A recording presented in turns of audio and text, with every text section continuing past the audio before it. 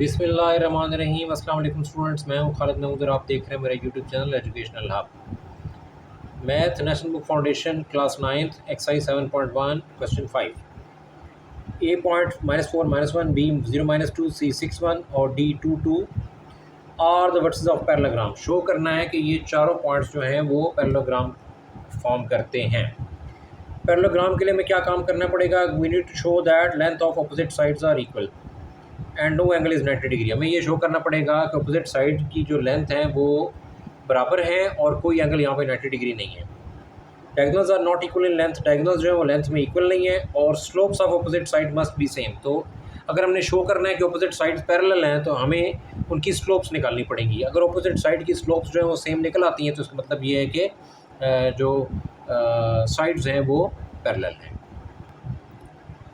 ये डायग्राम बन गई ए बी सी डी। इसमें मैंने ए के पॉइंट -4 1 को x1 y1 रखा, बी के पॉइंट को 0 -2 को x2 y2 रखा, सी के पॉइंट 6 1 को x3 y3 रखा और डी के पॉइंट 2 2 को x4 y4 रखा। अब मैं चारों साइडों की लेंथ निकालूंगा। A B equal to x2 - x1 whole square plus y2 - y1 whole square. x2 की जगह 0 माइनस x1 की जगह -4 ब्रैकेट स्क्वायर प्लस y2 की जगह -2 माइनस y1 की जगह -1 ब्रैकेट स्क्वायर और रूट। तो ये 0 minus into minus plus 4 bracket square plus -2 और minus into minus plus 1 bracket और स्क्वायर और रूट। 0 + 4 4 का स्क्वायर और प्लस -2 + 1 -1 का स्क्वायर और रूट। 4 का square 4 4 16 minus with even power answer positive. 1 का square 1 square root. 16 + 1 17 under root. तो A B length 17 under root, इसको 1 कर दें।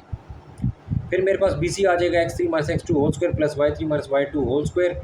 इसको लिखूंगा 6 - 0 होल स्क्वायर प्लस y3 की जगह 1 माइनस y2 की जगह पे ब्रैकेट में -2 ब्रैकेट स्क्वायर। 6 - 0 6 का स्क्वायर, ये माइनस इंटू माइनस प्लस 2 1 + 2 3 का square.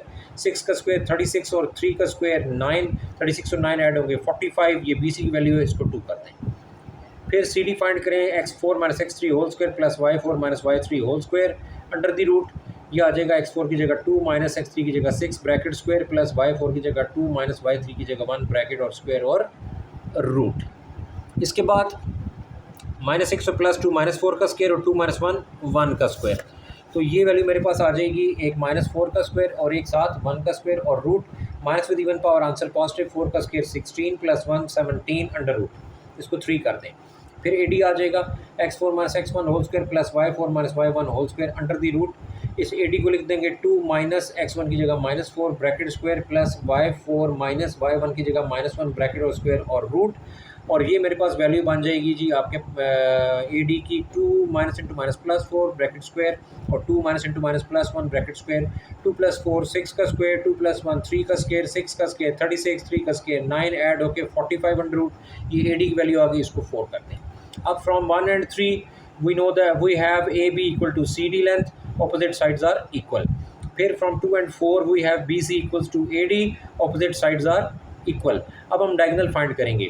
BD diagonal x4 - x2 whole square plus y4 - y2 whole square.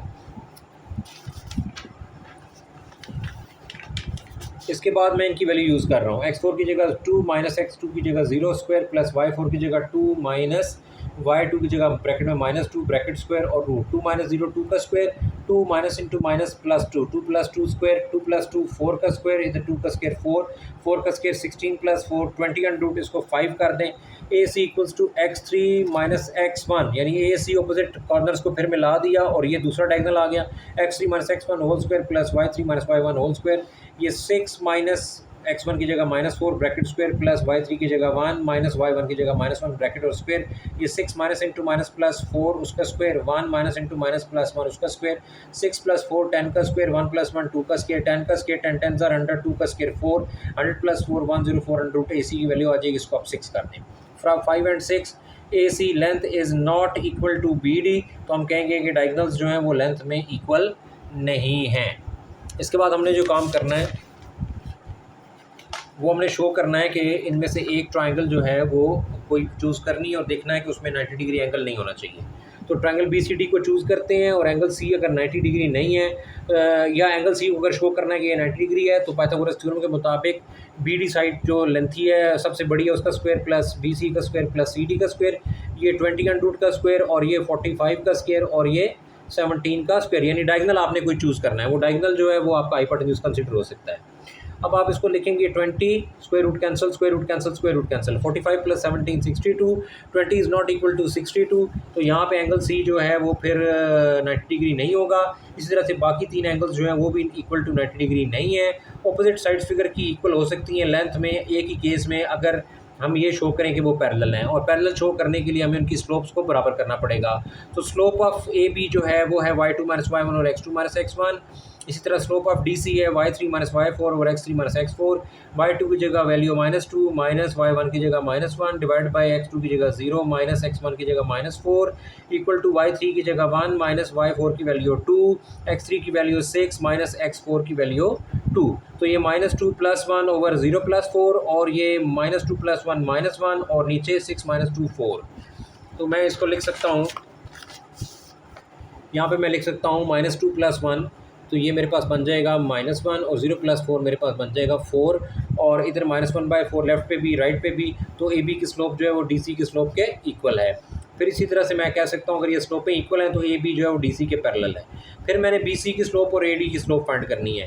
B C की स्लोप के लिए y3 - y2 और x3 - x2, और सी डी ए डी की स्लोप के लिए y4 - y1 और x4 - x1। अब आप इनकी वैल्यूज़ पुट करें, y3 1 माइनस y2 -2, और उसके बाद x3 6 माइनस x2 0, और y4 2 माइनस y1 जो है वो -1, और x4 जो है वो 2 माइनस, और x1 जो है वो -4, और इस तरह से 1 + 2 और 6 - 0 6, ये 2 + 1 और 2 + 4, ये ऊपर 3 नीचे 6, इधर भी 3 नीचे 6, ये 3 1 ज़ा 3 2 ज़ा, ये 1/2 और 1/2। अब ये दोनों वैल्यूज़ जो है वो इक्वल हो गई हैं। जब ये दोनों वैल्यूज़ इक्वल हो गई हैं तो बी सी की स्लोप ए डी की स्लोप के इक्वल है, therefore B C is parallel to A D.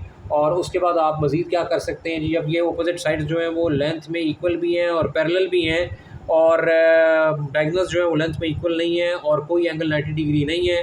तो ये सारी कंडीशंस पूरी हो गई, और हम कह सकते हैं कि given versus form a parallelogram, के गिवन वर्सेस ने एक पैरेललोग्राम बना